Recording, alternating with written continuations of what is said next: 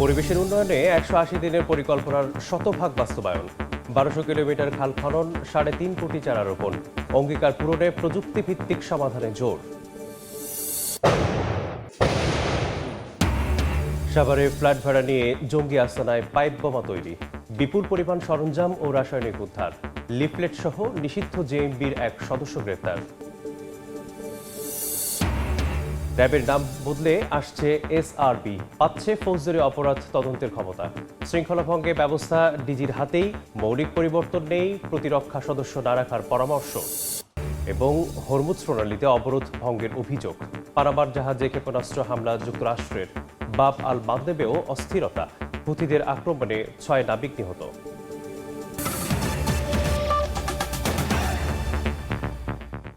সময় সংবাদের সঙ্গে আছি আমি মেসবাহুল আলিফ। শুরুতেই সরকারের ১৮০ দিনের বিশেষ প্রতিবেদন।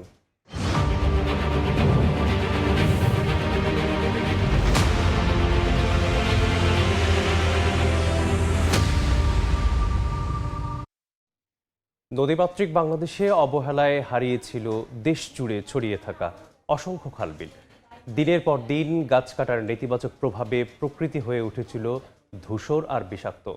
পরিবেশের সামগ্রিক উন্নয়নে বিএনপি সরকারের নির্বাচনী প্রতিশ্রুতি বাস্তবায়নের অংশ হিসেবে দায়িত্ব পাওয়ার প্রথম ১৮০ দিনের পরিকল্পনা শতভাগ বাস্তবায়ন হয়েছে।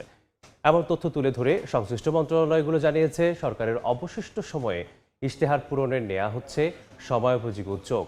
প্রশংসিত উদ্যোগ ধরে রাখতে বিজ্ঞান ও প্রযুক্তিভিত্তিক সমাধানে নজর দিতে সরকারকে পরামর্শ দিয়েছেন পরিবেশ বিজ্ঞানীরা। মোরসালিন হক জুনায়েদের রিপোর্টে থাকছে বিস্তারিত। বৈশ্বিক জলবায়ু পরিবর্তনে ক্ষতিগ্রস্ত হওয়ার পাশাপাশি দেশের ভেতরে নদী, খাল, বিল শুকিয়ে যাওয়া আর সবুজ হারিয়ে যাওয়া সব মিলে পরিবেশগত সমস্যা সমাধানে ত্রয়োদশ সংসদ নির্বাচনের ইশতেহারে ৫ বছরে সারা দেশে ২০,০০০ কিলোমিটার খাল খনন বা পুনঃখনন এবং ২৫ কোটি বৃক্ষরোপণের কথা জানায় বিএনপি। রাষ্ট্র পরিচালনার দায়িত্ব পাওয়ার পর শুরু হয় প্রতিশ্রুতি বাস্তবায়ন, নেওয়া হয় ১৮০ দিনের পরিকল্পনা। এই সময়ে ১,২০০ কিলোমিটার খাল খনন এবং ৩.৫ কোটি গাছের চারা রোপণে যে উদ্যোগ নেওয়া হয়েছিল, নির্ধারিত সময়ে তা সম্পন্ন হয়েছে বলে জানিয়েছেন সংশ্লিষ্ট মন্ত্রীরা। আগামী ১৫-২০ দিনের ভিতরে আমরা ৩.৫ কোটি বৃক্ষরোপণ শেষ করা, ১.৫ কোটি থাকবে জানুয়ারি-ফেব্রুয়ারিতে। আমাদের যে কমিটমেন্ট ছিল আমরা সেগুলা ম্যাক্সিমামটাই ফুলফিল করেছি। ১২০০ কিলোমিটার খাল খনন কর্মসূচি ইতিমধ্যে সমাপ্ত করেছি। মন্ত্রীরা জানান, সরকারের প্রতিশ্রুতি পূরণে ইতিমধ্যেই খাল খননের জন্য নেওয়া হয়েছে নতুন প্রকল্প, আর বৃক্ষরোপণের জন্য আসছে নতুন নীতিমালা ও সরকারি উদ্যোগ। আমাদের নতুনভাবে যে প্রকল্প হাতে নেওয়া দরকার, সে প্রকল্পটি আমরা যাচাই বাছাইয়ের ক্ষেত্রে শেষ করেছি। একটাকে যাবে আগামী ৫ বছরের মধ্যে ২০,০০০ কিলোমিটার খাল আমরা পুনঃখনন করব। এখন আমরা একটা নতুন নীতিমালা তৈরি করতেছি আগামী বছরের জন্য। আমরাও চারা দেব, আমাদের বন অধিদপ্তরও চারা দিবে, বাট বিক্রি করবে কম পয়সায়। বিশেষজ্ঞরা বলছেন, খনন করা খাল পুনঃদখল ঠেকানোর পাশাপাশি রোপণ করা গাছ সংরক্ষণে মনোযোগী হতে হবে সরকারকে। এই ধরনের খাল খনন করে সংশ্লিষ্ট প্রতিষ্ঠান ফেরত আসার পরে যাতে এটা পুনঃদখল না হয়ে যায় অতীতের মতো। গাছ রক্ষণাবেক্ষণ সংরক্ষণের জন্য বিজ্ঞানভিত্তিক এবং টেকনোলজি বেসড একটা জাগরণ দরকার রয়েছে। সেটি এখনো পর্যন্ত আমরা তত সিগনিফিকেন্টলি আমরা শুরু করতে পারি নাই। পরিবেশ রক্ষা করে পরিচ্ছন্ন দেশ গড়তে সাধারণ মানুষের মধ্যে সচেতনতা তৈরিতেও সরকারকে এগিয়ে আসার পরামর্শ বিশেষজ্ঞদের। জলাশয় এবং পানি প্রবাহের দখল দূষণ প্রতিরোধের পাশাপাশি পরিবেশ রক্ষায় বনায়নের প্রয়োজনীয়তা ঠাঁই পেয়েছিল সরকারের নির্বাচনী প্রতিশ্রুতিতে। এসব ইস্যুতে সরকারের প্রথম ১৮০ দিনের কর্মসূচি আগামী ৪.৫ বছরে অবশিষ্ট প্রতিশ্রুতি পূরণের কার্যক্রম কতটা বেগবান করবে সেটি দেখার অপেক্ষা। মুরসালিন হক জুনায়েদ, সময় সংবাদ, ঢাকা। সাভারের শ্যামপুরে একটি ৪তলা ভবন থেকে ৯টি ককটেল সহ বোমা তৈরির বিপুল সরঞ্জাম উদ্ধার করা হয়েছে। ৫টি ককটেল ঘটনাস্থলে নিষ্ক্রিয় করে বোমা ডিসপোজাল ইউনিট। এ ঘটনায় নিষিদ্ধ ঘোষিত জেএমবির এক সদস্যকে গ্রেপ্তার করেছে পুলিশ। রাতের আধারে হঠাৎ বিকট শব্দে প্রকম্পিত চারপাশ। সাভারের শ্যামপুরে চারতলা একটি বাড়িতে সন্ত্রাসী তৎপরতা চলছে এমন সংবাদের ভিত্তিতে অভিযানে নামে পুলিশের বিশেষায়িত দলের সদস্যরা।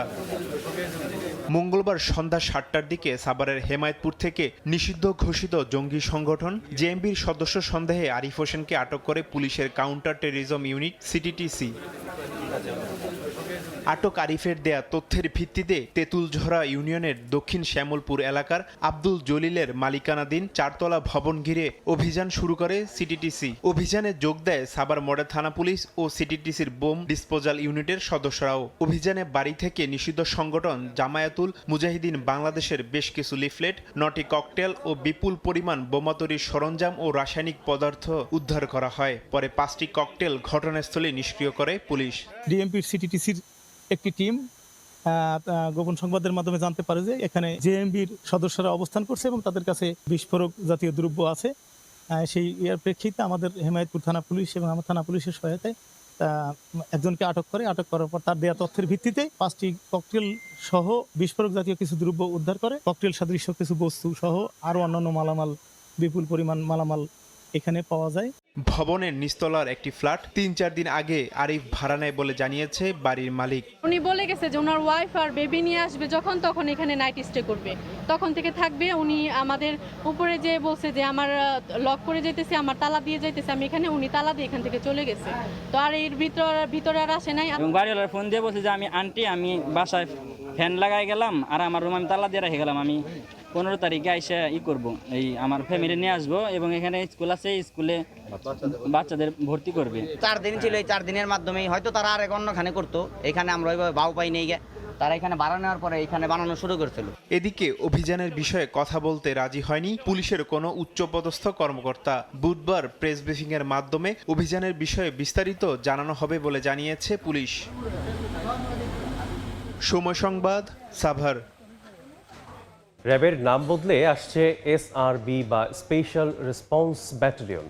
নতুন এই ইউনিটকে ফৌজদারি অপরাধের তদন্ত করার দায়িত্ব দেয়া হয়েছে আইনের খসড়ায়। শৃঙ্খলা পরিপন্থী কাজের জন্য বাহিনীর সদস্যদের বিরুদ্ধে তদন্তের এখতিয়ার থাকছে মহাপরিচালকের হাতেই। নতুন আইনের খসড়ায় মৌলিক কোনো পার্থক্য দেখছেন না বিশ্লেষকরা। প্রতিরক্ষা বাহিনী থেকে কাউকে নতুন এই ইউনিটে সংযুক্ত না করার পরামর্শ তাদের। বুলবুল রেজার রিপোর্ট।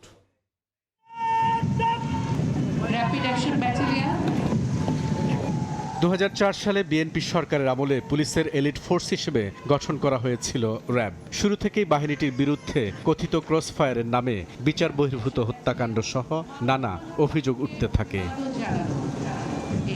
আওয়ামী লীগ সরকারের সময়ে এমন অভিযোগে র্যাব ও বাহিনীটির কয়েকজন কর্মকর্তার উপর নিষেধাজ্ঞাও দিয়েছিল যুক্তরাষ্ট্র। শেখ হাসিনা সরকার পতনের পর বিভিন্ন মানবাধিকার সংগঠন ও রাজনৈতিক দলের পক্ষ থেকে র্যাবের বিলুপ্তি দাবি করা হয়েছিল। তবে বিলুপ্তি নয়, এবার ভিন্ন নামে আসছে সংস্থাটি। স্বরাষ্ট্র মন্ত্রণালয়ের ওয়েবসাইটে এসআরবি বা স্পেশাল রেসপন্স ব্যাটালিয়ন গঠনের জন্য প্রস্তাবিত আইনের খসড়া প্রকাশ করা হয়েছে। এতে বলা হয়েছে, বাংলাদেশ পুলিশের অধীনে একটি বিশ্বায়িত ইউনিট হবে এসআরবি। পুলিশ ও আইন শৃঙ্খলা বাহিনীর কর্মকর্তা কর্মচারীদের পদায়ন বা প্রেষণে নিয়োগের মাধ্যমে এই ইউনিটটি গঠিত হবে। প্রতিরক্ষা বাহিনীর সদস্যদেরও নির্ধারিত শর্তে এই ইউনিটের চাকরিতে প্রেষণে নিযুক্ত বা অস্থায়ীভাবে সংযুক্ত করা যাবে। এই ইউনিটের ক্ষমতা, দায়িত্ব, কার্যাবলী সম্পর্কে আইনের খসড়ায় বলা হয়েছে, অভ্যন্তরীণ নিরাপত্তা রক্ষা, গোয়েন্দা তথ্য সংগ্রহ, বেআইনি অস্ত্র, গোলাবারুদ ও বিস্ফোরক উদ্ধার, মাদকদ্রব্য উদ্ধার, সাইবার অপরাধ দমন, মানব পাচার ও সংঘবদ্ধ অপরাধ দমন করবে এই বাহিনী। এছাড়া নারী শিশু নির্যাতন, ধর্ষণ, অপহরণ, গুম খুন, সন্ত্রাসী কার্যক্রম দমন, ভূমিদস্যুতার বিরুদ্ধে ব্যবস্থা নেওয়ার পাশাপাশি অন্য বাহিনীকে সহায়তা দেবে এসআরবি। নতুন এই ইউনিটকে ফৌজদারি অপরাধের তদন্ত করার দায়িত্ব দেয়া হয়েছে আইনের খসড়ায়। শৃঙ্খলা পরিপন্থী কাজের জন্য বাহিনীর সদস্যদের বিরুদ্ধে তদন্তের এখতিয়ার মহাপরিচালকের হাতেই রাখা হয়েছে। বিশ্লেষকরা বলছেন, মৌলিক কোনো পার্থক্য নেই, নতুন মোড়কে পুরনো জিনিসই আইনের খসড়ায় দেয়া আছে। সরকার যে নাম এবং তার পোশাকের পরিবর্তন করতে চাচ্ছে, এটা মূল সমস্যার উপসর্গগত পরিবর্তন, কিন্তু সমস্যাটা কিন্তু থেকেই যাচ্ছে। র্যাবের কোনো সদস্যের বিরুদ্ধে বা পুরো র্যাবের বিরুদ্ধে যখন কোনো অভিযোগ আসবে, অভিযোগটা তদন্ত হবে কিভাবে? নিজেরাই যদি নিজেদের তদন্ত করে, সেই তদন্ত আসলে বিশ্বাসযোগ্যতা হারায়, বস্তুনিষ্ঠ থাকে না, কিংবা বিচার নিশ্চিত করার প্রশ্নে সেই তদন্ত নিয়ে অনেক ধরনের প্রশ্ন দেখা যায়। প্রতিরক্ষা বাহিনী থেকে কাউকে নতুন ইউনিটে সংযুক্ত না করার পরামর্শ এই বিশ্লেষকের। সেনাবাহিনী, নৌবাহিনী, বিমান বাহিনী এদের কোনোভাবেই স্পেশাল রেসপন্স ব্যাটালিয়নে যুক্ত করা ঠিক হবে না। আমরা বিগত দিনে যেটা দেখেছি, কোনো অপরাধ কর্মকাণ্ড সংগঠিত হওয়ার পর যখন অভিযোগ উঠত তাকে মাতৃবাহিনীতে ফেরত দিয়ে দিত। মাতৃবাহিনীতে ফেরত দেওয়ার পর কিন্তু তাকে আমরা আর স্পর্শ করতে পারতাম না। আইনটির খসড়ার বিষয়ে মতামত নেয়ার পর কোনো পরিবর্তন দরকার হলে তা এনে আইন মন্ত্রণালয়ে পাঠানো হবে। প্রয়োজনীয় ভেটিং শেষে এটি বিল আকারে উপস্থাপনের জন্য যাবে জাতীয় সংসদে। এটি পাশ হলে এই আইনের ভিত্তিতে র্যাব বিলুপ্ত হয়ে গঠিত হবে এসআরবি। বুলবুল রেজা, সময় সংবাদ, ঢাকা। জুলাই গণঅভ্যুত্থানে মানবতা বিরোধী অপরাধের মামলায় ওবায়দুল কাদের সহ 7 আসামির বিরুদ্ধে রাষ্ট্রপক্ষের সমাপনী যুক্তিতর্ক উপস্থাপন আজ। আন্তর্জাতিক অপরাধ ট্রাইব্যুনাল 2-এ চিফ প্রসিকিউটর আমিনুল ইসলামের যুক্তিতর্ক উপস্থাপন করার কথা রয়েছে। এর আগে টানা 5 দিন মামলায় যুক্তিতর্ক উপস্থাপন করেন প্রসিকিউটর গাজী MH তামিম। এ সময় আন্দোলন দমনে বিদেশি রাইফেল, পিস্তল, শটগান থেকে শুরু করে হেলিকপ্টার থেকে আন্দোলনকারীদের ওপর গুলি ছোড়ার বিবরণ দেয় রাষ্ট্রপক্ষ। প্রসিকিউটর তামিম জানান, জুলাই আগস্ট আন্দোলনে 3,05,311 রাউন্ড গুলি খরচ করেছিল পুলিশ। ওবায়দুল কাদের ছাড়াও মামলার অন্য আসামিরা হলেন আফম বাহাউদ্দিন নাসিম, মোহাম্মদ আলী আরাফাত, শেখ ফজলে শামস পরশ, বাইনুল হোসেন খান নিখিল, সাদ্দাম হোসেন ও শেখ ওয়ালি আসিফ ইনান। জুলাই আন্দোলনে সমন্বয়কদের খাওয়ার ছবি সামাজিক মাধ্যমে ছড়িয়ে দেওয়ার ঘটনায় তৎকালীন ডিবি প্রধান হারুনুর রশিদের ওপর শেখ হাসিনা বিরক্ত হয়েছিলেন বলে অডিও কথোপকথনে উঠে এসেছে। আন্তর্জাতিক অপরাধ ট্রাইব্যুনাল 2-এ তথ্য জানান প্রসিকিউটর গাজী মোনাওয়ার হোসাইন। ওই কথোপকথনে ওবায়দুল কাদেরকে নিজের বদলি ঠেকাতে অনুরোধ করেছিলেন হারুন। এই ঘটনার পর 2024 সালের 31 জুলাই হারুনকে ডিবি থেকে বদলি করে ডিএমপির অতিরিক্ত কমিশনারের দায়িত্ব দেওয়া হয়।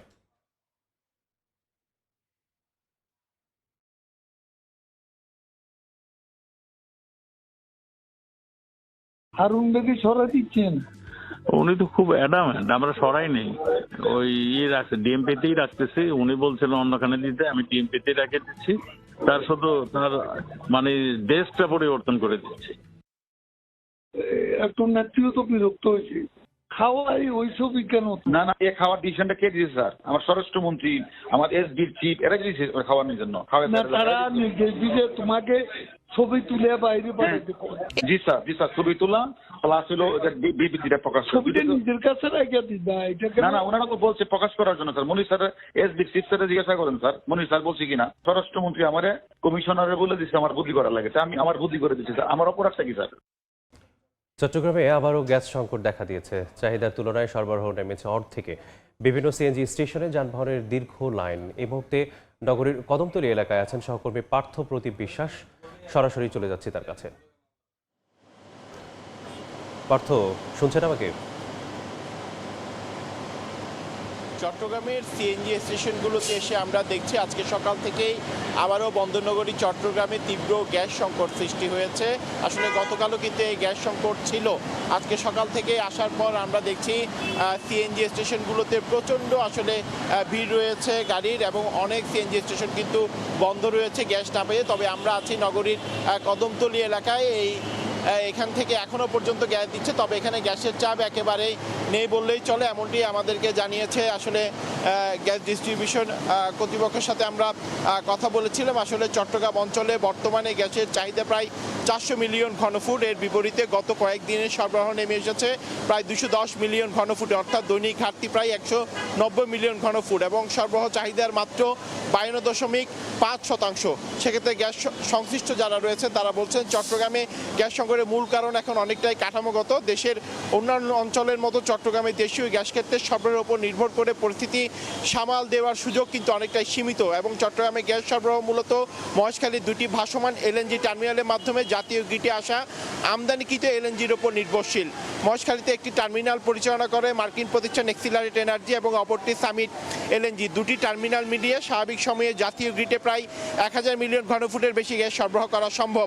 চট্টগ্রামে গ্যাস সরবরাহে 2 টার্মিনাল টার্মিনালের ভূমিকাও কিন্তু গুরুত্বপূর্ণ। আসলে চট্টগ্রামে এই যে তীব্র গ্যাসের সংকট, এখানে সাধারণ যারা গাড়ি চালকরা রয়েছেন তারা অনেকটা অভিযোগ করে বলেছেন, অনেকেই ভোর থেকে বসে আছেন, আবার অনেকেই কিন্তু রাত 12টা থেকে সকাল 5:30 6টা পর্যন্ত গ্যাস সরবরাহ স্বাভাবিক ছিল, না ঘুমিয়ে তাদেরকে কিন্তু সেই গ্যাস সংগ্রহ করতে হয়েছে। যারা নিতে পারেনি তাদেরকে কিন্তু ভোর থেকে লাইন দেওয়ার পরও কিন্তু আমরা দেখেছি তারা কিন্তু গ্যাস পাচ্ছে না। সেক্ষেত্রে তারা বলছেন সরকার যদি এই বিষয়টার দিকে নজর দেয়, অন্তত চট্টগ্রামে গ্যাস সরবরাহ যাতে স্বাভাবিক করে সেই দাবিটুকু তারা জানিয়েছে। তবে অন্যদিকে আমরা দেখছি নগরীর পাঁচলায়, জামালখান থেকে শুরু করে নগরীর অন্যান্য এলাকাগুলোতেও বাসাবাড়িতে তীব্র গ্যাস সংকট সৃষ্টি হয়েছে। তো এই ছিল আমার কাছে এখনো পর্যন্ত নগরীর কদমতলী এলাকা থেকে এখানকার সর্বশেষ খবর।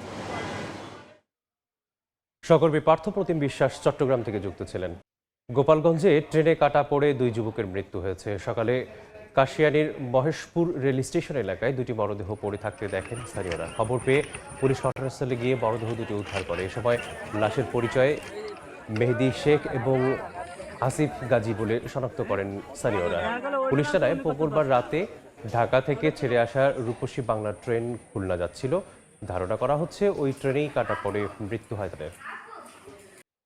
বগুড়ার ধুনটে যমুনার ভাঙন ঠেকাতে নির্মিত বাঁধের স্পার এখন ভাঙনের মুখে। গত 2 সপ্তাহের ব্যবধানে বিলীন হয়েছে 120 মিটার অংশ। এতে দিশেহারা নদী তীরের মানুষ। স্থানীয়দের অভিযোগ, প্রতি বছর ভাঙন রক্ষায় শুধু জিও ব্যাগ ডাম্পিং করে পানি উন্নয়ন বোর্ড। স্থানীয় সমাধানের দাবি তাদের।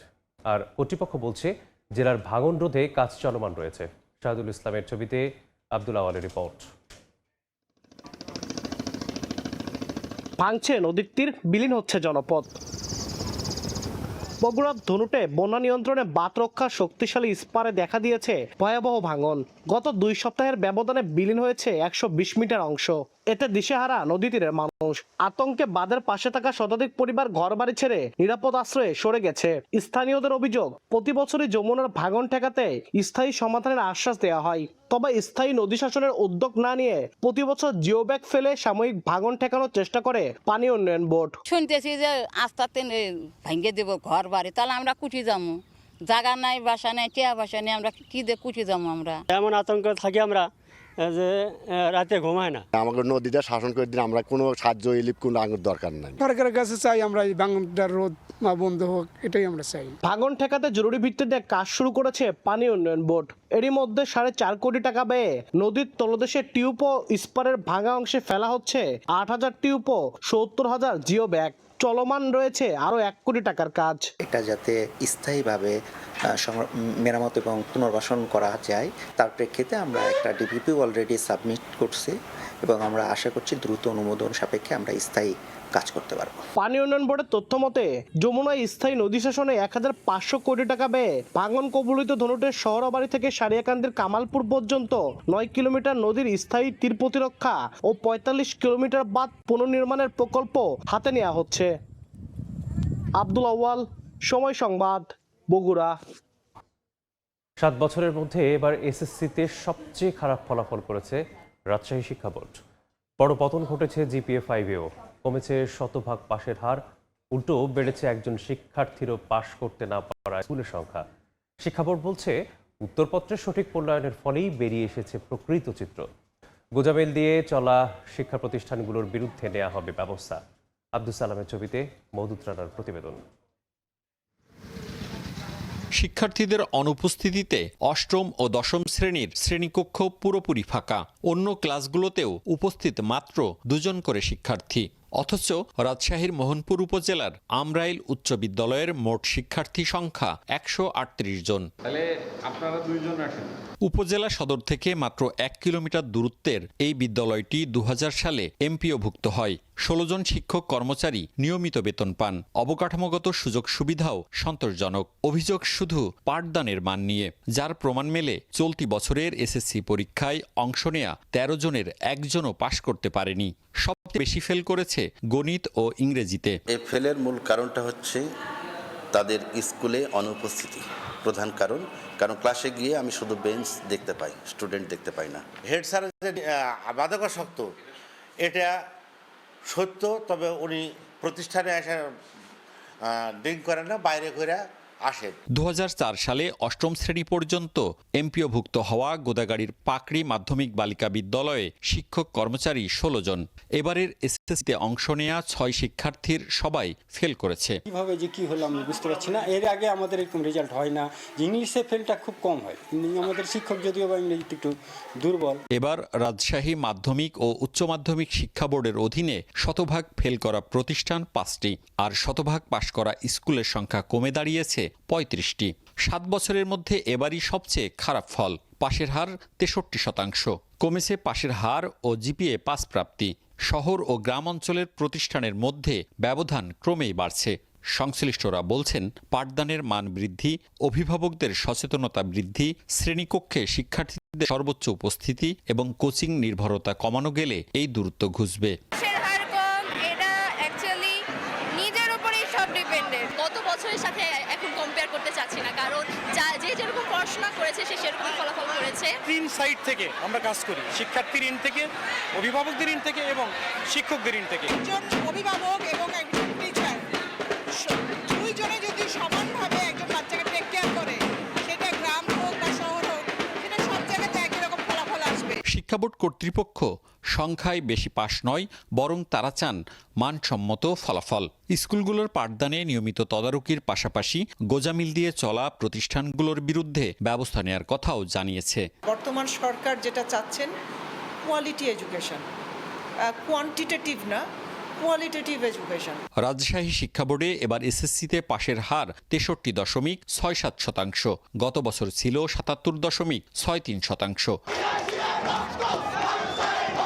মওদুদ রানা, সময় সংবাদ, রাজশাহী। দেশের বাইরের খবর।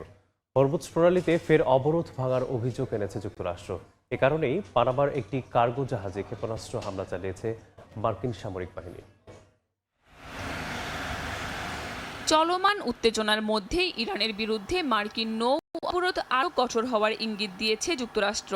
স্থানীয় সময় মঙ্গলবার পানামার পতাকাবাহী একটি কার্গো জাহাজ ইরানের একটি বন্দরের দিকে যাওয়ার চেষ্টা করলে সতর্ক করে মার্কিন বাহিনী। সেই নির্দেশ উপেক্ষা করে জাহাজটি এগিয়ে যাওয়ার পর দুটি হেলফায়ার ক্ষেপণাস্ত্র ছোড়ে যুক্তরাষ্ট্রের সেন্ট্রাল কমান্ড।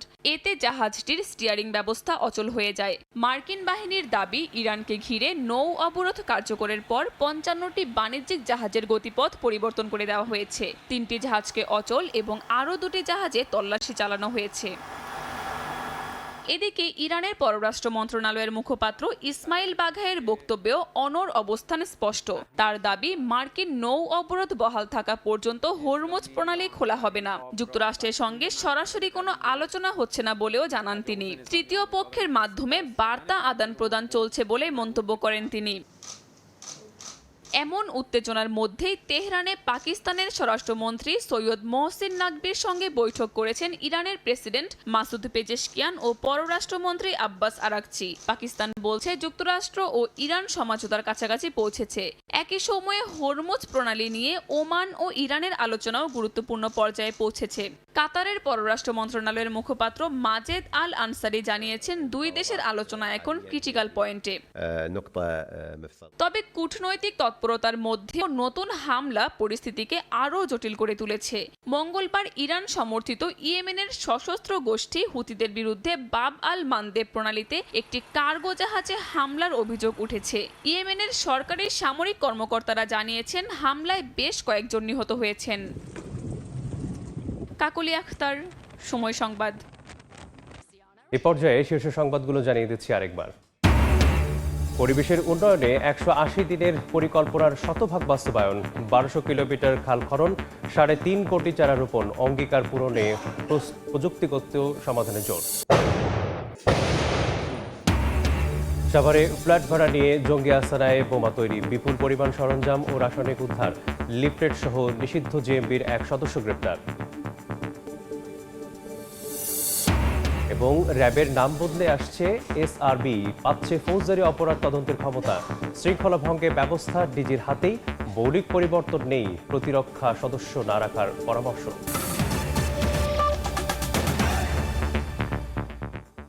এই ছিল সময় সংবাদে। এরপর এ সময়ের বাণিজ্যে নিয়ে সঙ্গে থাকবেন সাবরিনা মজুমদার। মেজবা, ধন্যবাদ আপনাকে। এ সময়ের বাণিজ্য নিয়ে আসছে কিছুক্ষণ পর, সঙ্গেই থাকুন সময়ের।